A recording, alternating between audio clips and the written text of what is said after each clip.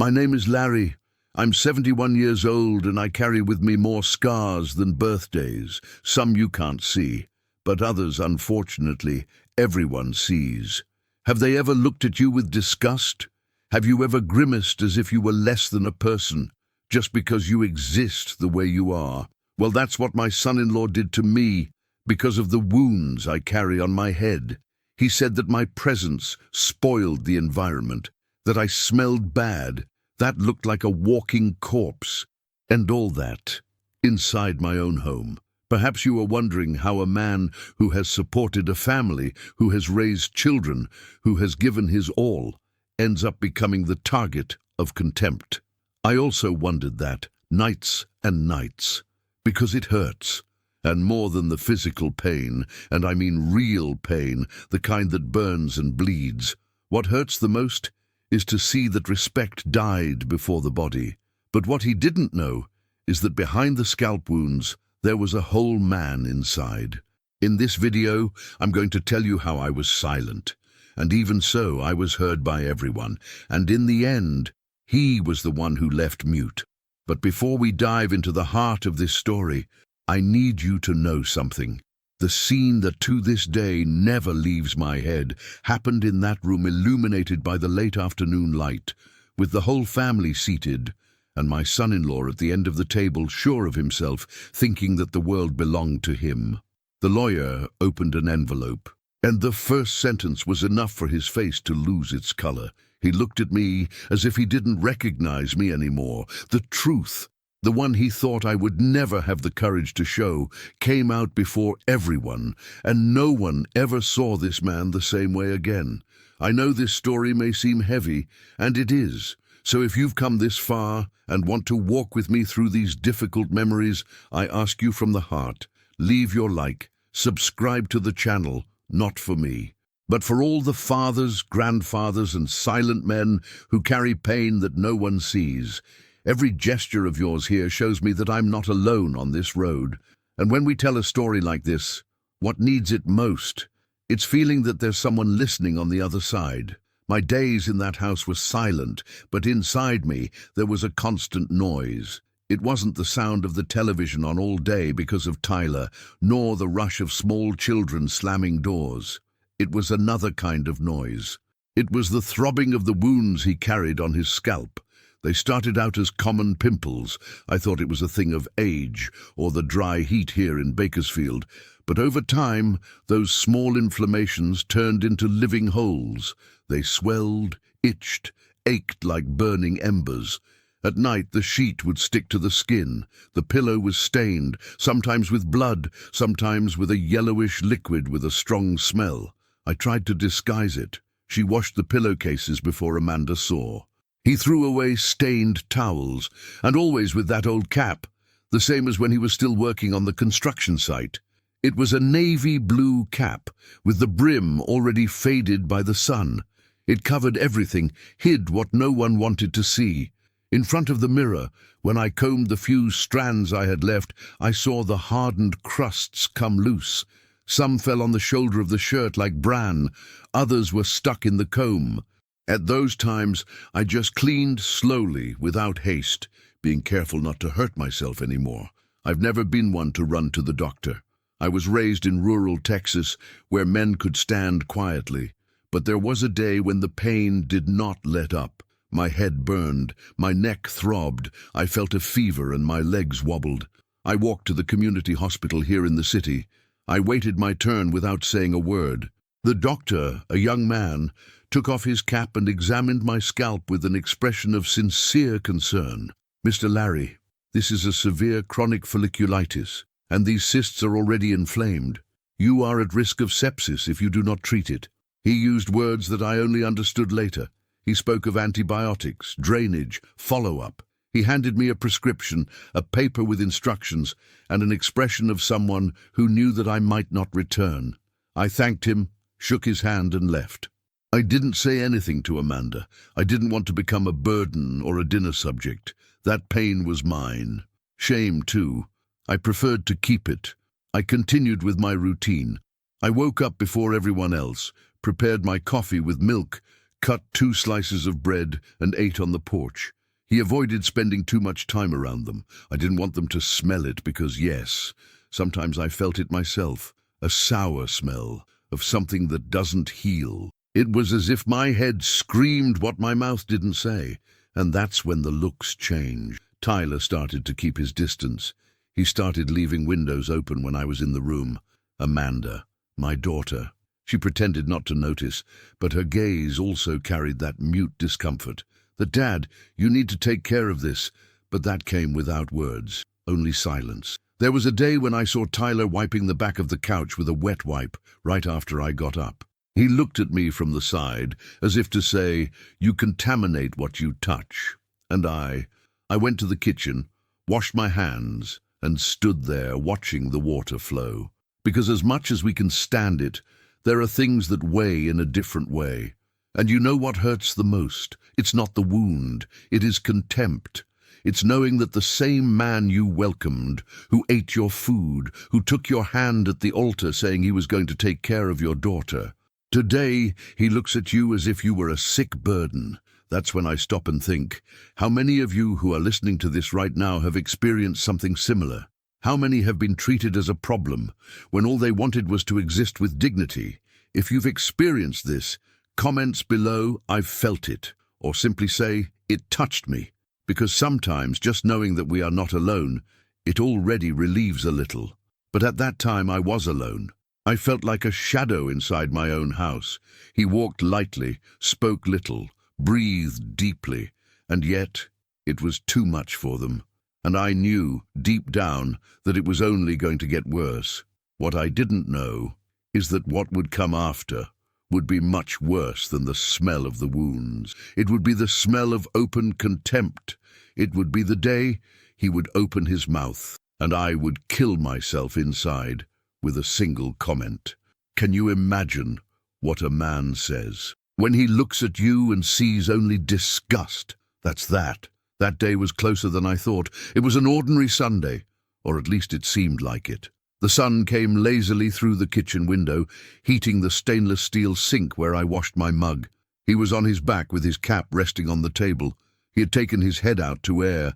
His scalp was burning, and one of the wounds had burst during the night. I knew there were traces there. I felt the dryness on the back of my neck, the sour smell still fresh in the air. Even so, I left the cap there. Tiredness, perhaps, or a little bit of forgetfulness. What I didn't expect was that Tyler would come in right at that time. He came from the hallway, dragging his socks on the wooden floor, with that blasé way he always had. He stopped at the doorframe, looked at me for 2 seconds, and he wrinkled his nose as if he had seen a dead animal. "Dude, what is it? Is it falling apart?" he said, laughing with a tone of disgust that chilled my stomach. I continued washing the mug without turning it over. I only heard his footsteps coming back down the hallway.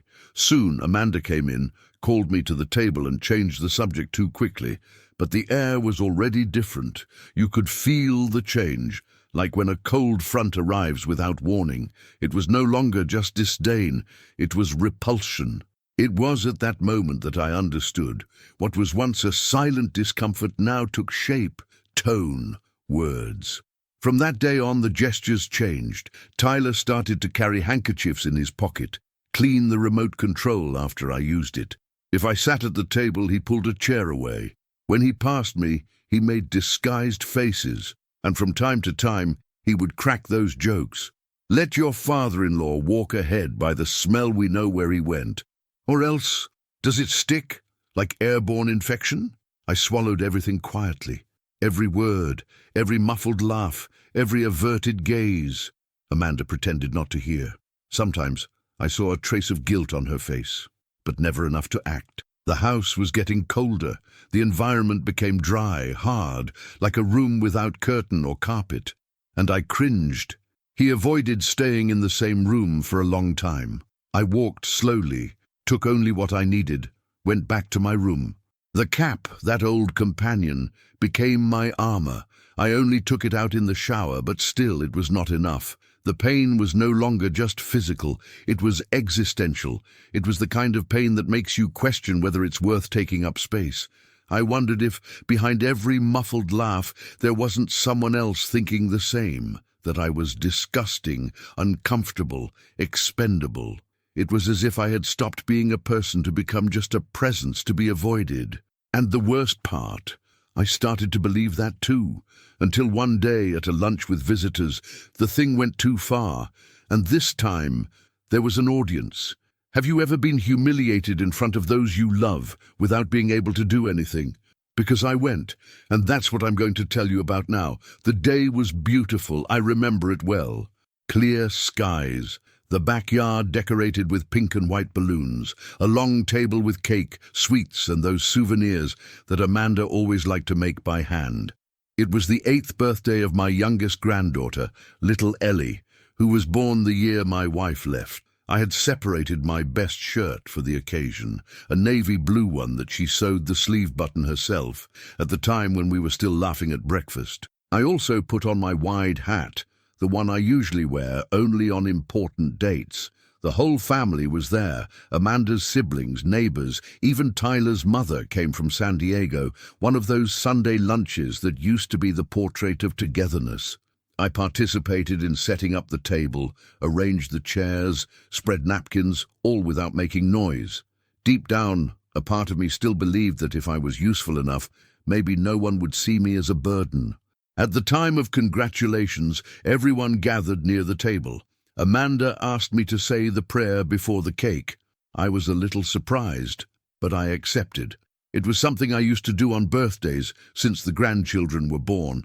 I positioned myself at the head of the table, took off my hat with respect, closed my eyes, and lowered my head. And it was at that moment that I felt the skin on my scalp give way. One of the wounds ruptured right at the top. I felt the hot liquid slowly run down the side of my head, and before I could reach out to try to dry it, I heard Ellie's thin voice. "Yuck! How disgusting! Look at that on Grandpa!" The silence was immediate. Then came the laughter. Nervous, disguised, embarrassed laughter. Some looked at the ground, others averted their eyes. And then, as if he was just waiting for the cue, Tyler let go loud enough for everyone to hear. "The decoration of the party is beautiful, but this detail there." Honestly, it spoiled the mood. Some guests laughed, others tried to cut the moment by changing the subject. Amanda approached her daughter, mumbled something in her ear, and pretended nothing happened. But for me, what broke there was not just a crust. It was the little dignity that still kept me standing in that house. I held the prayer until the end. I asked God to bless my granddaughter, the family, the house. With a choked voice, I finished the amen and put the hat back on my head. I walked slowly into the house. No one came after him. I went straight to the bathroom at the back, locked, silent, with that cold light from the ceiling. I looked at myself in the mirror. The yellowish liquid still slowly descended the side of the face. I took toilet paper, pressed it against my skin, feeling it burn. I looked at myself closely, with my face illuminated only by the light of the mirror. I saw what they saw, a scarred, bruised old man with a strong smell and a sick head. And at that moment I whispered to myself, "It's just another wound, Larry. Hold." But deep down I knew that wasn't just another one, that there had left a bigger hole, not on the head, but inside the chest. From that day on, I began to realize something that I had not seen before, how much my daughter's silence hurt more than any sentence from her son-in-law. And it is about this silence, the cruelest of all, that I will talk now. Because when even those who love you are silent, then you know you're alone. It was late Saturday, and the house was already quieter. The television in the living room was still making noise, some program that Tyler watched too loudly. I was in my room, lying down, trying to find a position that hurt less. His head throbbed. That crust of the party was still alive, swollen, pulsating like a warning sign that no one wanted to see. I left the door ajar because of the heat. It was one of those dry, muggy days that only those who live here in California know. That's why I heard it. It wasn't my intention to hear anything, but sometimes life decides to deliver what we don't want to know.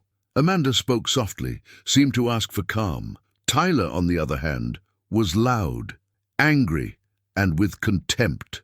"I can't stand this disgusting old man in my house anymore. His smell is permeating everything. It's unhealthy." The words pounded in my chest like a hammer. I stood still, not breathing. Amanda answered, but in a voice that almost blended with the sound of the TV.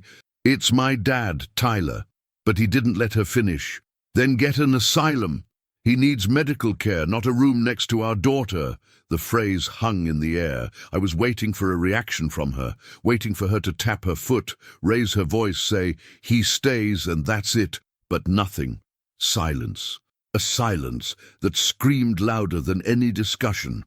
I went back to bed, turned on my side very slowly, with the pillow still smelling of ointment and dried blood. I pressed my head against him to see if the pain would make me forget. I didn't cry. I only felt a weight on my back, as if I had decreased in size there in that bed. The next morning, the routine returned, as if nothing had been said. Amanda called me for coffee.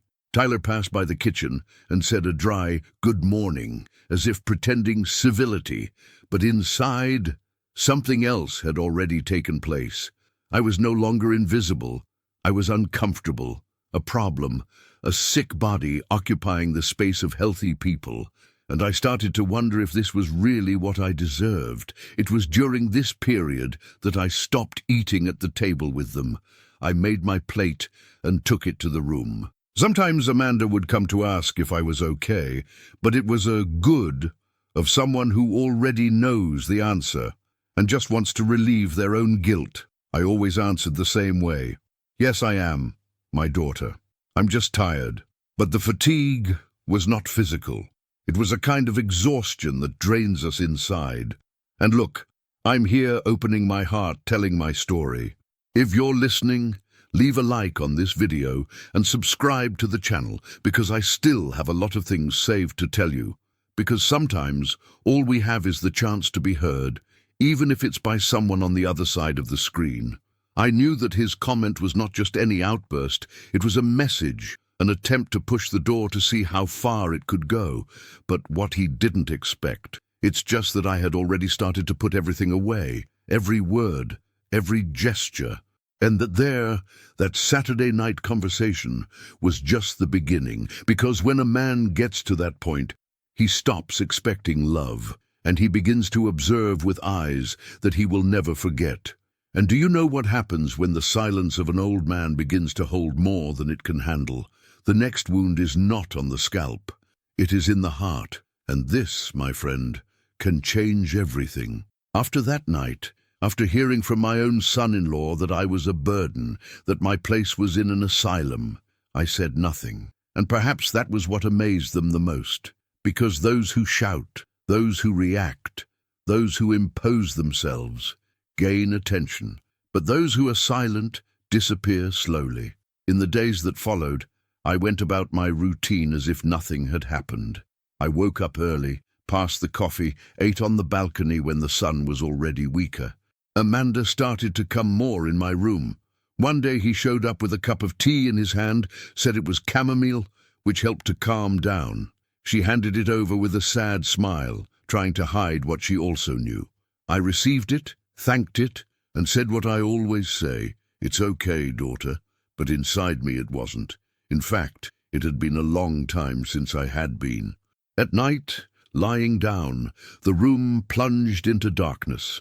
I heard the sound of the house breathing, the noise of the air conditioning, the creaking of wood, the distant barking of a dog across the street.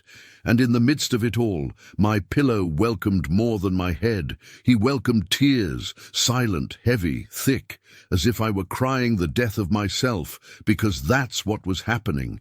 Every day there I died a little. I died in my granddaughter's eyes when she felt disgusted. I died in the silence of my daughter. I died in that phrase of Tyler's, thrown like garbage on top of my dignity. And even so, I didn't raise my voice. Silence was my shield. I learned from my father that real men can handle it. Men don't need to scream to be firm. He needs to know how to wait for the right time. And I was waiting. But while I waited, I remembered. I remembered my wife, the way she ran her fingers through my hair, even when the first wounds began to appear.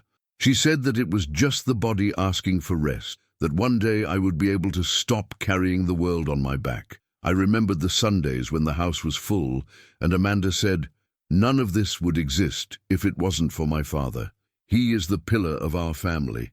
And now I was just a sick old man taking up space. Sometimes I would go to the bathroom just to look at myself in the mirror. It was not vanity. It was a way to see if there was still anyone inside. I ran my hand over my head, felt the crusts hardened, the stitches more swollen. The smell was already known, a mixture of ointment, blood, and loneliness. He stared at me for a few minutes, and then he turned off the light as if closing the door of an empty room. But don't think that in this silence I was defeated. No, this silence was what came before what needed to happen. It was like the still air before the storm, because I was already putting everything together, and the time was going to come when I would show, without shouting, who I really was. But before that, something more cruel was yet to come, a scene that took me apart entirely, because when contempt becomes a bar joke, there, my friend, there is no turning back. Are you ready to know what he started spreading around the neighborhood? I woke up with my body soaked in sweat, and my head heavy as a cement block. The fever had been showing signs for days, but on that Sunday it seemed that something inside me had turned to fire. Each step hurt, as if the floor was sloping, and the brightness of the room hit my forehead like a blade. I got up with effort, washed my cold face, and saw in the mirror the sunken eyes and the pale skin. The wounds on his head were red, shiny, as if inflamed from within. And the smell, the smell. That sour mixed with old iron, which was already part of me, was now stronger, almost sharp. I didn't say anything to anyone. I dressed slowly, put on my cap, the old man as usual, and walked out the front door, quietly, as I always did. I walked 2 blocks, took the bus from the center, and got off near the community hospital. Inside, everything seemed far away, as if I were underwater. When a nurse saw me standing near the reception, she widened her eyes, dropped the papers, and ran. I just remember her saying, "Sit here, sir," and then everything went dark. When I woke up, I was lying on a stretcher with IV drips in my arm, and someone was saying my name in a low voice. I spent 2 nights there, 2 days in which no one showed up.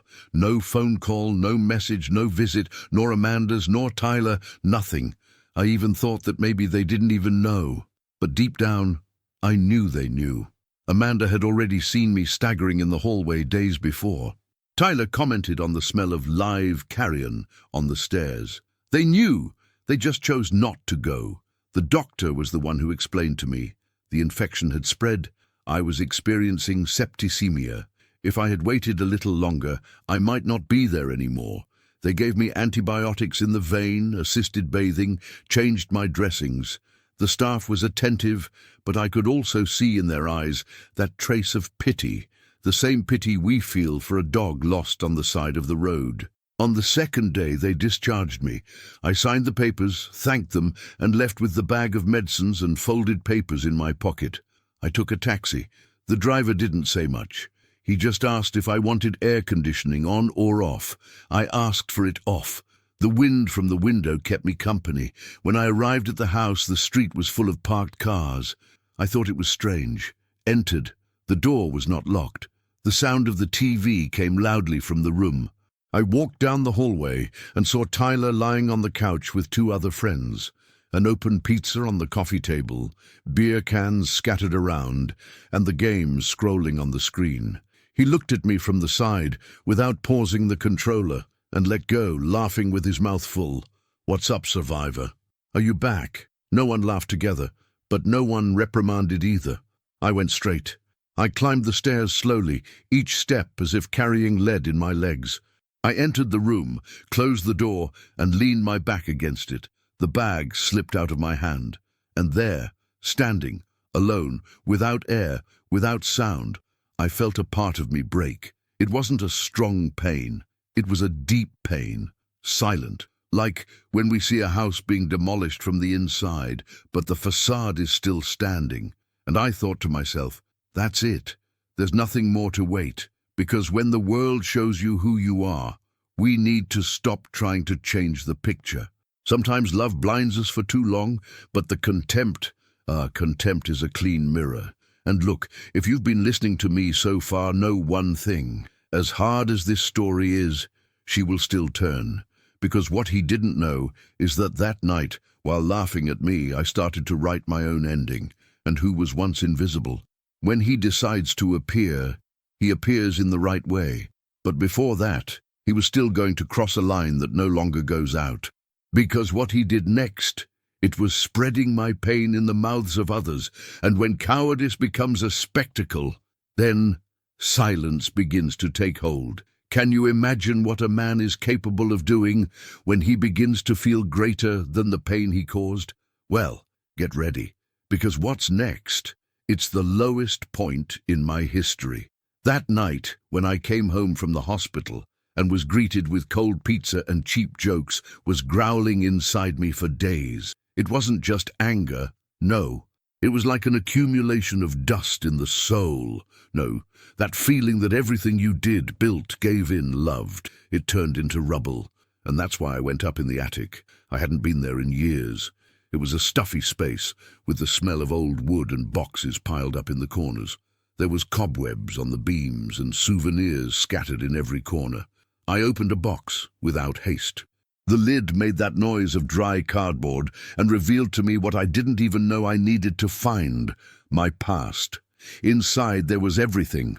Old receipts from Amanda's first house, the one I helped finance with the money from the sale of my truck.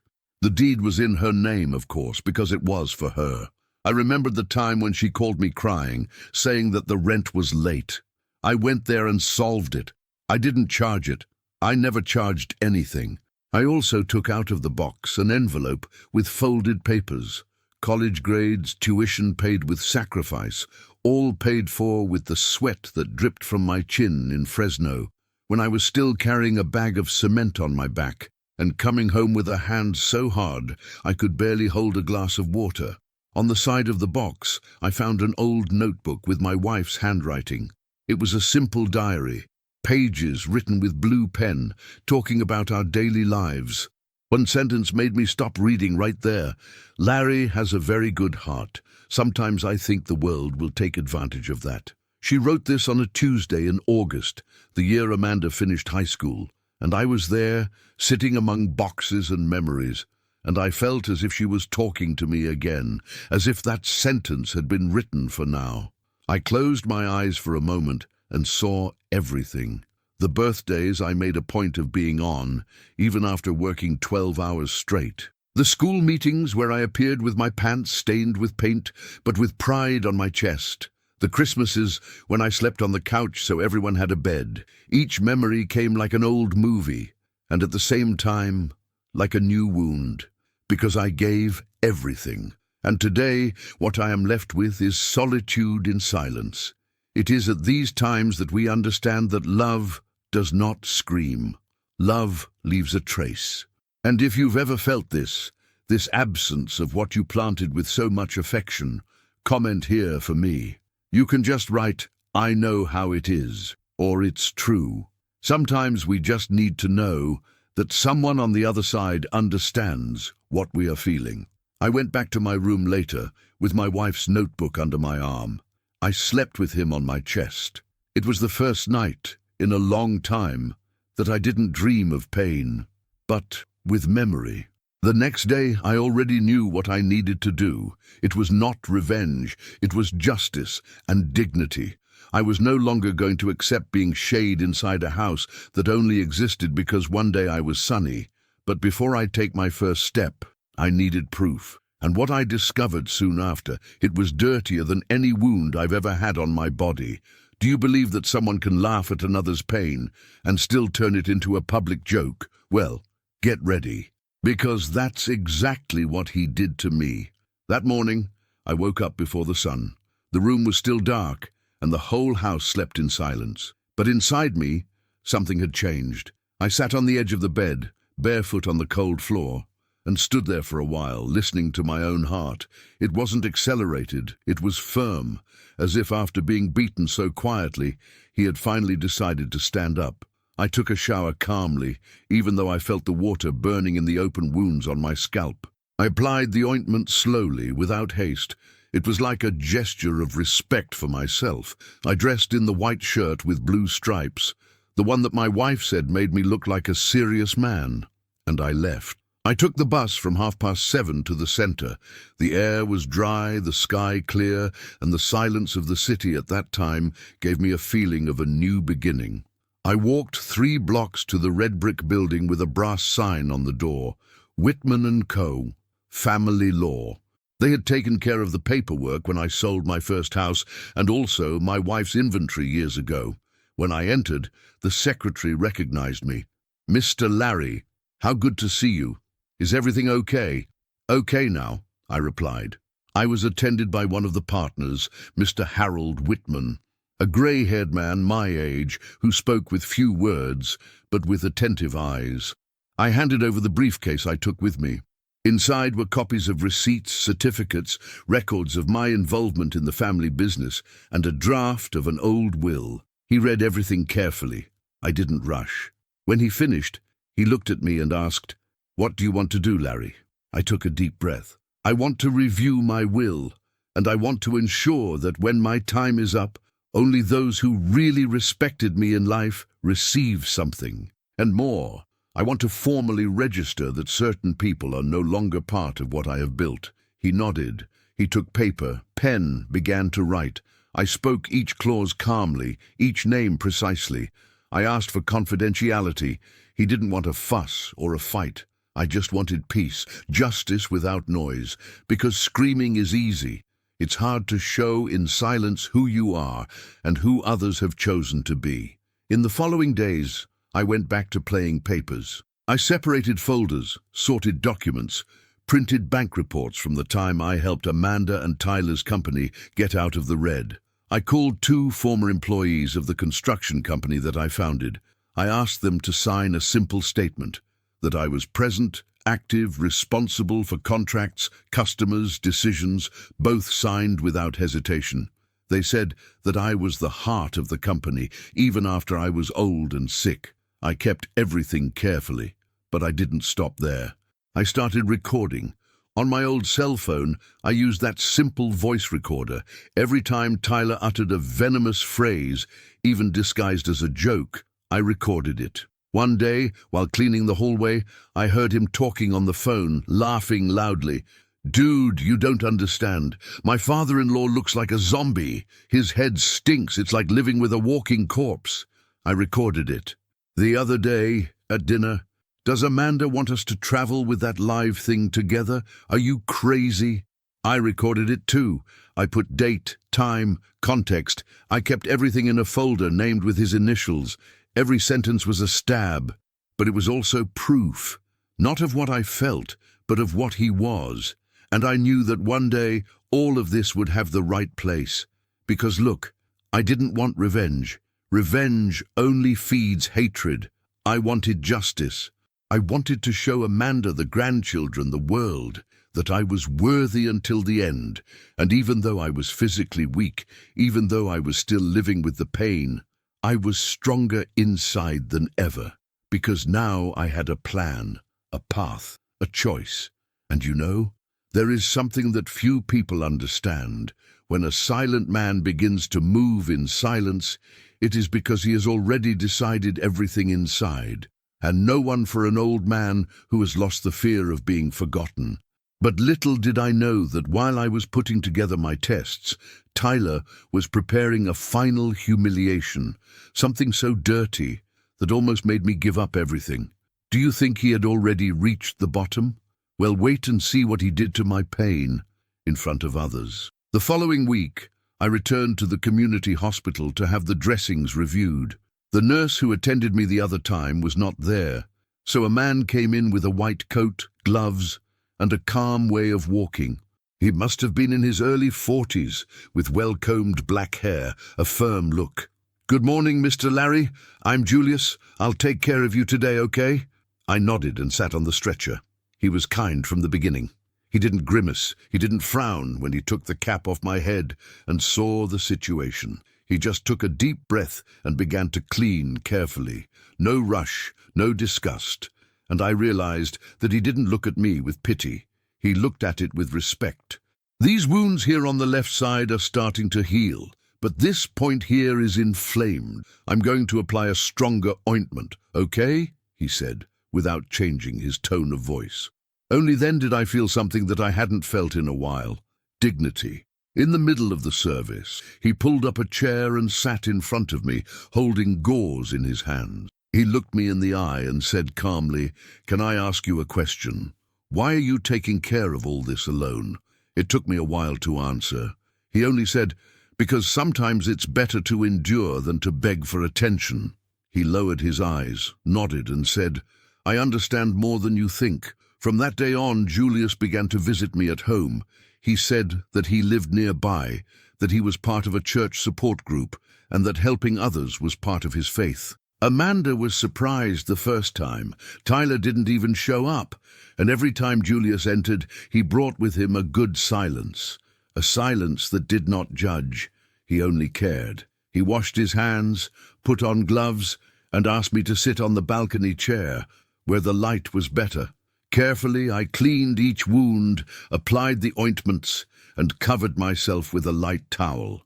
And while he was doing that, he listened. Sometimes I spoke little.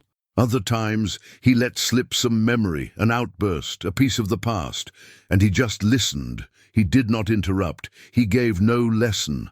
I only listened.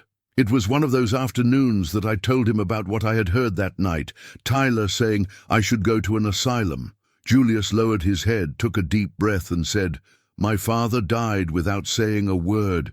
He kept everything, and his heart stopped in a way that seemed more like heartache than illness." I decided that with me it would be different. That phrase stayed with me, because it seemed like he was speaking for me, as if God had sent a stranger to remind me that my silence didn't have to be loneliness, that there were still people who saw value where others only saw discomfort. On the third visit, Julius brought a bag with more ointments and some gas packets. I tried to refuse. He smiled and said, "Accept it as one who accepts respect, Mr. Larry. You deserve this."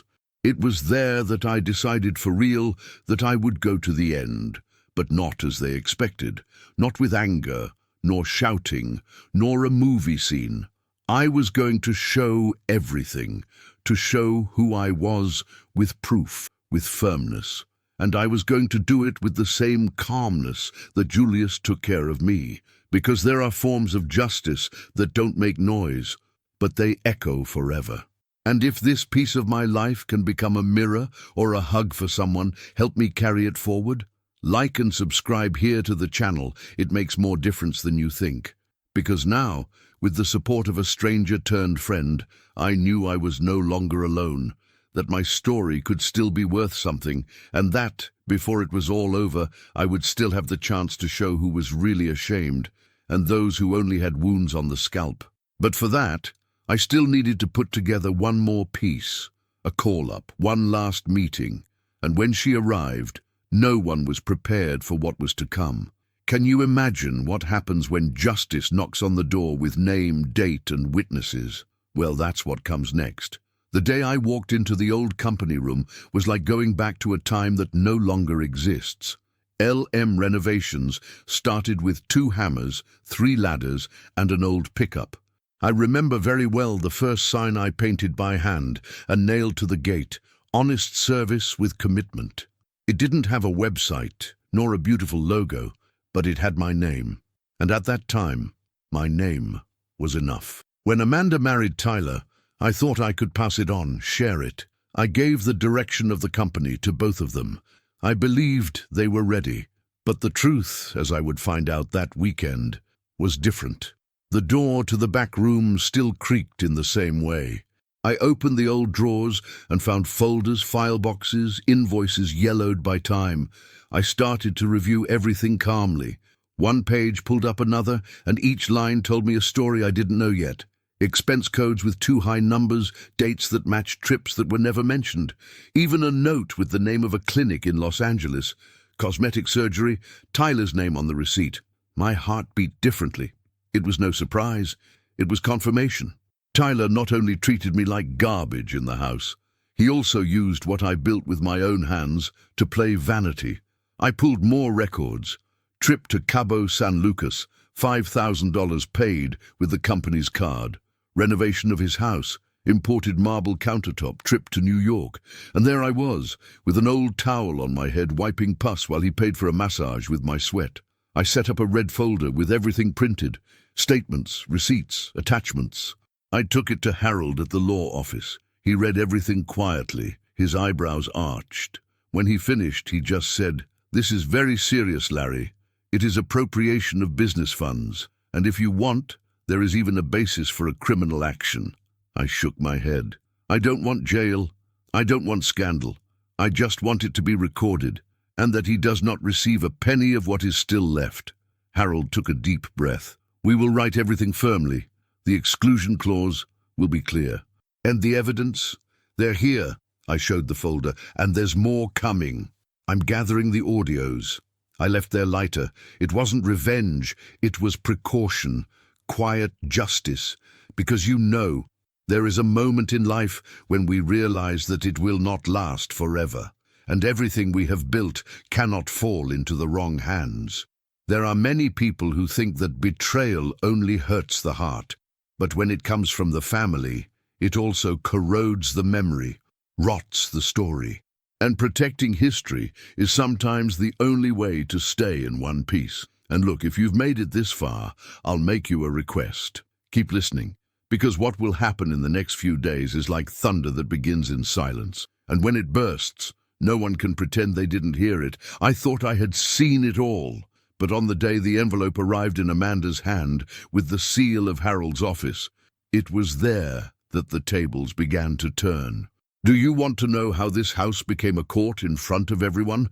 So wait and see what happens when the truth arrives with a set date and witness sitting in the room. That morning the sky was grey, just like those days when we feel that the soul has also clouded inside. I was sitting on the porch with a blanket on my legs and a thin coffee in my cup. The wind blew slowly, and the wood of the floor crackled from time to time as if the house breathed with me. The sound of the television came from the living room, but quietly, as if the house had also learned to speak less. It was then that I heard light footsteps. They were small, but careful. As I looked out of the corner of my eye, I saw Emily, my eldest granddaughter, approaching with a notebook clutched against her chest. She looked at me, half suspicious, half sad. He sat next to me without saying anything. We stayed like this for a few minutes, just listening to the wind and the silence between us, until she spoke, almost in a whisper. "Grandpa, Mummy said you're sick, but Daddy said you stink because you don't shower." That hit me in a way that I can't even explain. It was like being hit in the middle of the chest without warning, without defense. I turned my face slowly, took a deep breath, and tried to smile. But the smile did not reach his eyes. I could only say, "Yes, my dear. Sometimes people speak without knowing what words do in others." She lowered her head, looked embarrassed. "I don't think you're disgusting, Grandpa. I just wanted you to be okay." That's when she reached out and held mine. So small, but firm. And there, on that balcony, with the sky closed and my heart open, I felt a lump in my throat that only didn't turn into tears because I learned all my life to swallow hard. The truth is that when evil reaches the youngest, it is no longer just cruelty. It becomes contamination. My little grandson started to move away too. When I entered the room, he grimaced. The father's reflex was already impregnating the children, and there, sitting with Emily, I understood that it wasn't just about me anymore. It was about protecting what was still pure in that house. Have you ever felt that? Who has memories that are marked like a hot iron? Sometimes it's a phrase, a smell, a hand squeezed at the right time. This moment with my granddaughter was one of those. I'm sorry to open this part of the chest here with you, but if you on the other side have experienced something similar, tell me in the comments. It just says, I understand. I've been through this. Or even, it touched me. Because when we share a pain, it becomes lighter. Emily looked at me again, with those big eyes full of the world, and said, when I grow up, I want to take care of people, just like you did with us. I couldn't answer. I just squeezed her hand harder. After she returned to the room, I stayed there, looking at the backyard, thinking about everything I had already done. I remembered the first nail I hit to set up the company. I remembered the times I took Amanda on my lap to the emergency room with a high fever, from the nights I spent budgeting for work until dawn, of how I cleaned concrete floors with my own hands so she could study calmly. And now, even though I was sick with my head full of wounds and my body weak, I was there, present, and even then being treated as a burden. But Emily, Emily, she rekindled a fire in me that I thought I was putting out, a gentle but firm fire, the certainty that I still had a role, that my worth was not measured by the appearance nor by the smell of the bruised skin, but for what I have sown for a lifetime. And it was with this thought that I made the final decision. It was time to expose the truth, calmly, with proof, with elegance, but also firmly. Because what I heard on that balcony was just the tip of the iceberg, what Tyler had been saying behind my back. It went much further, and the next day, when an official letter arrived in his name, that's when his world began to shake. Do you want to know what that letter said? And why did he turn pale just from opening it? So, hold on tight, because the next chapter will show that when the root is rotten, there is no point in flowering on the outside. I have always believed that certain truths need to be told face to face, at the right time, in the right way. When I decided it was time to bring everyone together, it wasn't to create a scandal or to throw anything in anyone's face. It was to look them in the eye. It was to see who still had the courage to face me when the truth was exposed on the table, naked and raw. And that's why I sent the invitations my way. Letterhead, sender from the law firm Whitman & Co., the same one who handled the sale of the house where I lived with my wife for more than 30 years. There was no mystery in the words. It was a formal invitation to a family and business reunion. Subject: equity adjustments and legal guidelines. Signature: Lawrence M. Barnes. The letter arrived on a sultry morning just before noon. I was on the porch as usual when the postman handed the sealed envelope to Amanda. She opened right there, standing in the hallway. I read her look before I heard a word. It was confused, tense, as if something inside her already knew that it wasn't a request. It was a call. Tyler, of course, wasted no time. He took the envelope from her hands, read it aloud in a mocking tone, and then let go, laughing. Does the old man want to make a scene now? It must be to apologize for getting sick in the middle of our room. Amanda tried to disguise her discomfort, but I noticed. She looked at me from afar and asked, Dad, what is it? Is everything okay? I just replied calmly, You'll understand when the time comes, dear. And I went back to my coffee. That afternoon, I closed the door to my room and began to review the papers. A thick red folder, marked by years of silence, was now organized as if it were a time capsule. There was everything there. Old receipts from when I paid the entrance to the house where Amanda and Tyler live today, copies of bank statements showing improper withdrawals from the company, photographs of the times when LM Renovations was just a sweaty dream with the smell of cement and calloused hands.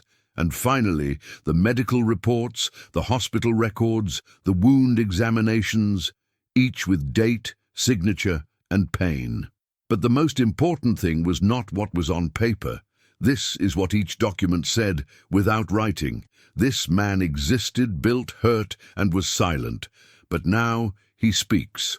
I also called 2 former employees of the company, people who really knew me, who saw me work sick, lift scaffolding with a fever, sign a contract with my forehead dripping with sweat. People who knew that, behind the silence, there was always effort.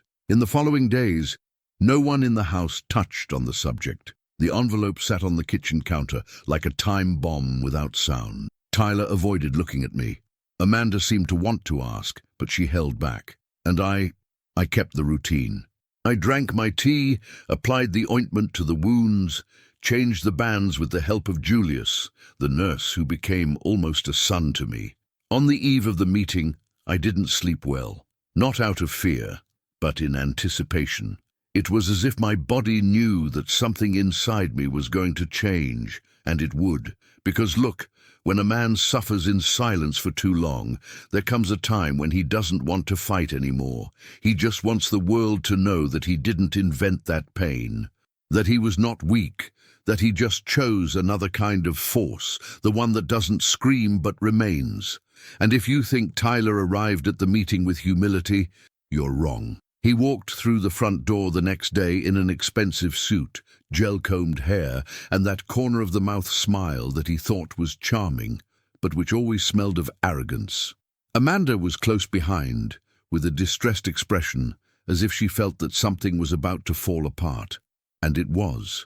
Everyone sat down, the employees, the lawyer, Amanda, Tyler, and me. I held the red briefcase with both hands, took a deep breath, and looked around the room. It was the same one where years before I had helped set up the Christmas tree, hung the pictures, repaired the plumbing in the sink. Now it was the stage for settling accounts. And it was there, in that first minute of silence before the meeting began, that I realized it didn't matter what they were going to say. I was already at peace with what I was going to show, but what I didn't expect, it was that before I even opened my mouth, someone would stand up to speak. Someone no one expected. Do you know who it was? So get ready, because what comes now, no one in the room was ready to hear. That morning, before it all began, I went to the small church at the end of Belmont Avenue, the same one where Nancy and I used to sit in the same pew, in the third row on the left side. It had been a long time since I had been there, but that day I needed to talk to her, even if it was in silence. I knelt down, closed my eyes, and asked for serenity, not to win, but not to get lost in the middle of everything. I asked her, from wherever she was, to look at me with that look that always gave me back my strength when the world seemed to fall apart. Then I left slowly, with a tight but firm heart.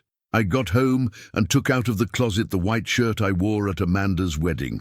I ironed the night before. I put it on calmly, adjusted the collar, looked in the mirror and thought, "It's today." I went down the stairs slowly. My steps were not yet in a hurry, but my soul. She was already years ahead of that moment. When I entered the room, everyone was already there. Amanda, sitting on my left side with red eyes. Tyler further away, cross-legged, fiddling with his phone, as if nothing was happening. The family's lawyer, Mr. Whitman, straightened the papers, cleared his throat, and began. "We are meeting here at the request of Mr. Lawrence M. Barnes to discuss property and family matters." The air felt heavy. No one moved. I remained silent, with my hands resting on my lap and the red briefcase by my side. "First," continued the lawyer, "I would like to present the documents that have been attached as the basis for the decisions that will be read below." He began to take the papers out of the folder one by one. Medical reports, bank statements, company records, even printed messages with Tyler's offensive lines, all filed with date and signature. Tyler then leaned forward and blurted out mockingly, "What is this all for? Are you going to die and want to get a little theatre ready?" His words echoed through the room like a slap. Amanda lowered her head. The lawyer kept his composure and replied firmly, "Mr. Tyler, I ask you to respect the environment and wait for the full reading." Tyler laughed, crossing his arms. "This is a joke, but it wasn't. It was the most serious part of my life." The lawyer resumed reading. Based on the documents presented, and by his express will in a notary's office, Mr. Lawrence Barnes requested the exclusion of Mr. Tyler Mason Barnes from any right to the assets, interests, and assets associated with the company LM Renovations, as well as from any direct or indirect inheritance. There was such a heavy silence in that room that not even the sound of the street seemed to enter. Amanda looked up and stared at me with a mixture of fright and pain. She knew there were exaggerations, but perhaps he did not expect it. Tyler turned pale. The color disappeared from his face like paint washed away by rain. He looked at the lawyer, then at me, and said in a lower tone, "Are you serious?" I just stared at him. No anger, no revenge, only with the truth. The lawyer continued. "In addition to the exclusion, Mr. Lawrence expressed a desire that all documents presented here be filed in a notary's office and kept as an integral part of his last will, thus protecting his image, his history, and his legacy." Tyler stepped forward, now with his voice trembling. "This is absurd. I'm his son-in-law. I'm part of this family." And that's when Mr. Whitman concluded, "Family is not the one who only shares the address, Mr. Tyler. It is the one who cares, who respects, who honors the presence of the other." I remained silent, because at that moment silence weighed more than any words, and if you think he accepted quietly, you're wrong. What came next was even more desperate, more humiliating, more revealing. Because when the truth runs down the walls, even those who thought they were clean start to smell bad. Want to know what Tyler did next? So pay attention, because that's when he begged. But was it too late? Tyler stood there not knowing what to do with his bare hands. First, he looked at Amanda as if he expected her to jump to his defense, as he always did at family dinners, when he made jokes at my expense, and she just smiled, disengaged, pretended it wasn't with her.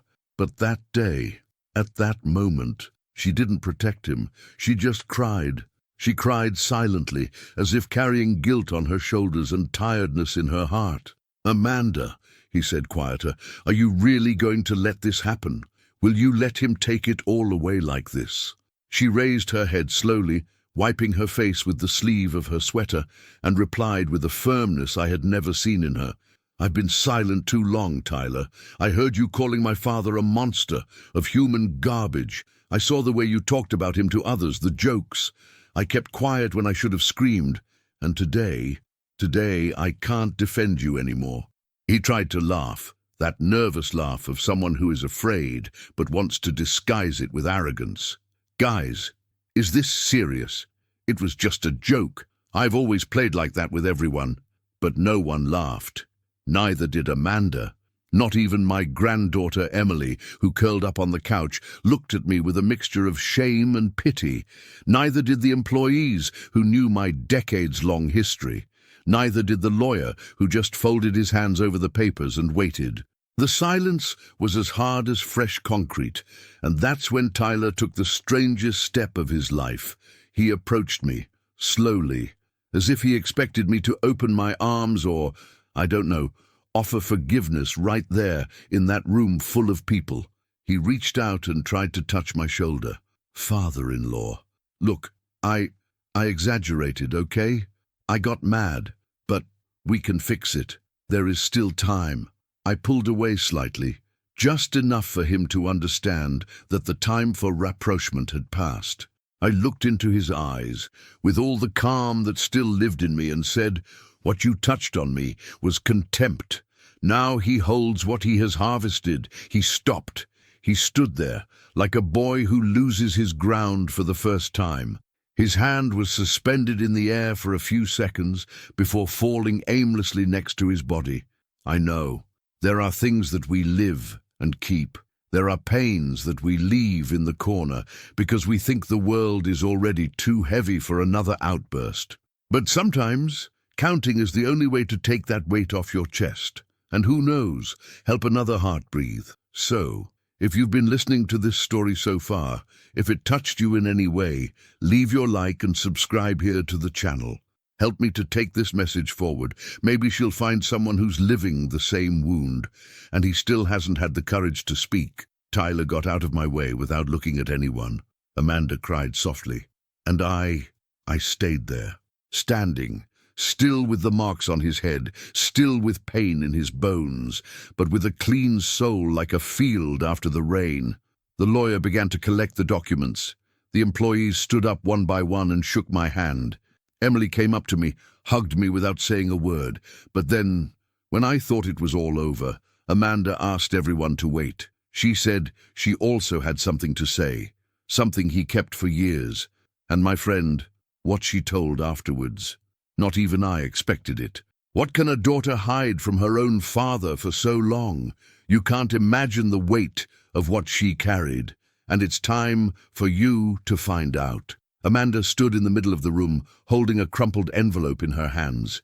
Her voice trembled a little, but her eyes were steady, as if she had finally decided to stop running away from herself. He looked at me, then looked at the corners of the room, took a deep breath and said, "I need everyone to listen to me. Because what I have to say, it's not easy, but it's past time." Everyone was silent. Tyler was still sitting, pale. Emily was holding my hand, and I felt that this moment, that exact moment, he would be remembered for the rest of her life. Amanda opened the envelope slowly and took out some sheets. They were not legal documents or anything formal. They were email printouts, messages exchanged between her and old friends, and even a conversation she had with her mother before she died. She read, in a low but clear voice, "You have to protect your father. One day he will need it.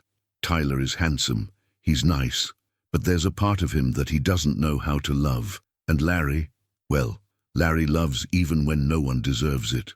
Please, Amanda, promise that you will take care of him." Her voice broke in that last sentence. Amanda continued, "Those words were from Mom, a week before she left. I promised I would take care of you, Dad, and even so, I let time pass. I let Tyler turn our house into a field of contempt, and I watched everything quietly." She began to cry, and through tears, he took out of his bag a notebook. "I've been writing all these years, Dad, things that I saw, that I heard, that hurt me, and I never had the courage to speak because I thought that being a wife was being an accomplice. But today, I understand that being a daughter is having courage. My heart." There, at that moment, he squeezed in a way that not even the wounds in his head could, because there is no greater pain than seeing a child bowing before his own conscience, and there is no greater healing than feeling that, even late, the truth returns. The lawyer then asked for a leave of absence and opened the final file of the process. It was time to read the testimonies. He started out with a neutral, professional voice, but the weight of the words was impossible to ignore. "I worked with Larry for 12 years. I've never seen a day missed, even with head wounds, with fever, with pain. He paid his salary before buying medicine, and he never, ever complained. He founded the company from scratch. He made each wall with his own hand. When he gave it to his son-in-law, he did it for love, not out of obligation, and it was treated as if it were disposable. He often arrived early, cleaned the front of the store, hid the dirty cloth on his head in his pocket. But he still smiled. He greeted everyone. And even when we asked if we needed help, he said, 'It's all right, my friend. Just one more day of work.'" The lawyer then showed photos of the prescriptions received from the treatments, copies of emails Larry sent asking for deferral of personal payments so as not to delay the company's charges. After came the hardest, the letter, handwritten by me, with black ink and shaky handwriting. "If silence is all I have left, then it is with it that I do justice, not because of the pain, but for what she taught me. Character does not scream. He resists, and when the world closes its eyes, dignity makes way." The room fell silent. Tyler, until then restless, sank into his chair, as if it had shrunk about 6 inches. There was no more argument. There was nowhere to run. Amanda sat down again, but first she looked at him and said, "Now you know what it's like to see someone being devoured from the inside and still stand. No, there are moments in life that don't need explanation. They just happen, and they mark us in a way that there is no turning back. If you've come this far with me, don't let go of my hand now, because what's about to happen is going to seal the fate of everyone in this room." Want to know what Tyler did after that? Do you want to know if he had the courage to face what he sowed? So hold on tight, because the final scene is yet to come. The silence that came after that meeting was different from all the others I have experienced. It was an end-of-cycle silence, of justice done without shouting. Over the next few days, things began to move on their own, like dominoes that finally accepted to fall. Tyler tried to maintain the air of superiority for a while longer. He posted on social networks as if nothing had happened, put ready-made phrases, photos of expensive coffee, and self-help phrases. But I knew, and so did he, that behind that forced smile, everything he thought he had built had already begun to crumble. News of the New Testament spread quickly. Lawyers were notified, the documents were filed, sealed, signed, and recognized. It was official. Tyler was out. No heritage, no company, no voice. One or two of the usual sycophants tried to send a message, schedule lunch, but they soon gave up. Nobody wants to share a table with those who lost their place in the family tree that gave shade and fruit. Amanda spent days in silence, walking around the house as if stepping on ruin. One day, he found me on the porch, where I usually sit to watch the sun go down. He brought a coffee in his hands and a downcast look. He sat next to me, and for a few minutes we only heard the noise of the birds, as in the old days. She placed the mug on the small wooden table and spoke, in the thinnest voice I have ever heard come out of her. "Dad, I don't know how you still look at me with affection." I turned my face slowly, looked into her eyes, and just said, "Because that's what you do to those who come back. We don't turn our backs on those who have the courage to bow down and ask for forgiveness." She cried right there, leaning against my shoulder as she did when she was little and fell on her bicycle, and I just held her hand. I didn't need to say anything else. Sometimes forgiveness lives in the gesture, not in the phrase. I decided to sell my remaining share of the company. I no longer had the desire to continue with that tarnished name. I talked to Marco, an old employee who started with me when it was still in the days of the foundation. Marco has always been fair, hard-working, honest. He was the one who cleaned the floor of the store when I got sick for the first time years ago, and no one wanted to approach. He got emotional when I said that I trusted him to run what was left of the company, and I was moved too. Not for the sale itself, but for the symbolic value of passing on a legacy to someone who respects where everything came from. I used part of the money from the sale to donate to some community health clinics, including the one where Julius works. Not because I think I'm a hero, far from it, but because there are things that we only understand after we feel it in our skin. And I understood, in the hardest possible way, what it is to be sick and invisible. Tyler still tried to appeal. He said he was going to contest the will, threatened to involve the press, threatened to expose the family. But the documents were so tightly tied, with witnesses, evidence, recordings, and dates, that no serious lawyer wanted to take the case. He was left alone. That's it. That was worse than any sentence. No, there are people who think that justice is shouting louder, which is hitting the table. But justice, for me, is when the world stops ignoring you.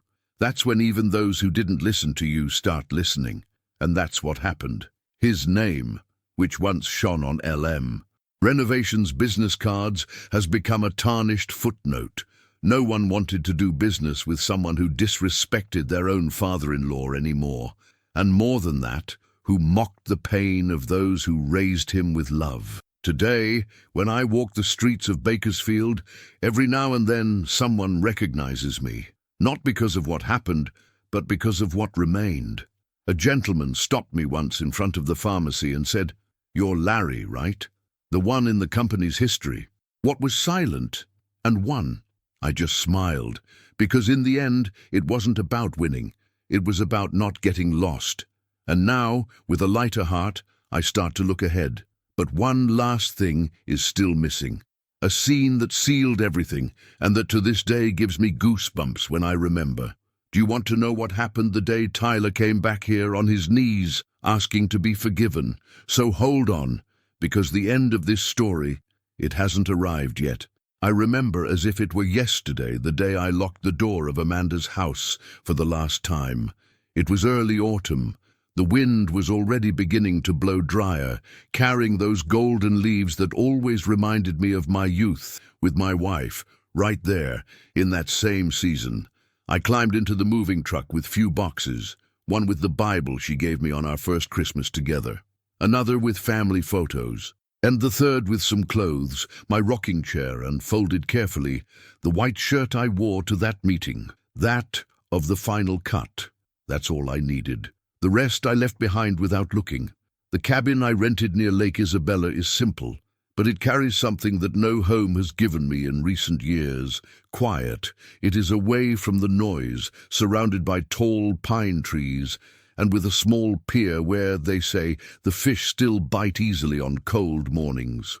It was my wife's favorite place to fish when we still had the breath for these things. Now I go there just to sit down, smell the water and remember, and sometimes to talk to her in silence, because those who truly love never talk to themselves. There's always someone listening, even on the other side. The wounds on my scalp are still here. Some have improved, others keep coming back from time to time, but now they are treated with care, without haste. Julius, that nurse with a big soul, visits me once a week. He arrives with that calm way of his, asks me how I'm feeling, changes the bandages gently, and then sits down with me for a coffee. He talks about his family, his mother who came from Mexico, with a fabric suitcase on her back and hope in her eyes. Sometimes we laugh at small things. Sometimes he only breathes together, and that's enough. Emily, my granddaughter, writes letters, really, with pen and scented paper. He says he misses it, that he's reading more books because he wants to talk to his grandfather about stories of brave people. On each envelope she draws a different flower. Once she sent me a phrase that she wrote by herself. "Grandpa, you are my silent hero." I kept this one in the mirror of the dressing table. That's where I look at myself every morning before facing the day with these marks on my head, and in the soul as well. The days here have a different rhythm. I wake up early, have a coffee, pass through the cloth percolator, walk slowly to the pier, sit on the edge, and let my thoughts fish for memories. In the afternoon, I read the Bible in a low voice. Sometimes I open my wife's letters, kept in that same old box. In one of them she wrote, "Larry, when you feel tired, don't try to beat the world. Just sit back and remember that what you've built has already beaten time." I read this when my chest tightens. I'm not going to lie. I still cry. But not pain. I cry with relief of liberation, because for the first time in many years I don't feel like a burden. I'm not the sick old man in the house, nor the problem that needs to be hidden with jokes. Here, I'm just Larry, a man who worked his whole life, who loved a woman until his last breath, who tried to do the right thing, even when the right thing hurt. You know, when you reach a certain age, you learn that the value of life is not in the goods nor in the names in the scriptures. It's in the way we are remembered by those who saw our days for real. I may not have perfect heirs, but I have peace. And this peace, no one takes me away anymore. The other day, Julius asked me if I didn't feel alone in that cabin so far away. I replied, "Only those who have forgotten who they are feel alone." And I found myself here again. But the world is funny. When we think we've lived everything, he comes and gets one more ready. And something happened that I didn't expect. A knock on the door, on a cloudy late afternoon. I was already wearing slippers, almost going to sleep. When I opened, it was Tyler, with her head down, without the arrogance of before, without that strong perfume. Only him, and a tear in the corner of his eye. Want to know what he said? What did he do? What did I answer? So stay a little longer. Because the last page of this story, it is yet to be turned. When I opened the door and saw Tyler standing there, huddled before the aged wood of my cabin, for a moment, the world seemed silent again. He didn't say anything, and neither did I. Only his eyes, full of a shame that years ago he would never have allowed himself to feel, told me what his mouth could not. He stood there for a few seconds too long and then stammered, "I'm sorry." I didn't answer. I just closed the door, slowly. Not out of anger, not even out of pride, but because certain words only have value when they come before the wounds. Then they are just dust wanting to clean the floor that they themselves dirty. Since that day, he has never returned. And honestly, I didn't even need to. Amanda still writes from time to time. She says she's in therapy, that she took Emily to live with her alone, that she read my will line by line. He asked for forgiveness, not with big words, but with small gestures, which, in the end, always say more. She sent me an album with photos of her childhood, school collages, notes that I left for lunch. He kept everything. And me? I returned it with a card saying, "When the heart learns to love with memory, it also learns to forgive with dignity." Today, my routine is the wind blowing through the leaves, the smell of brewed coffee, and the shade of the pine tree that covers me in the rocking chair. Sometimes I do cry, but not pain.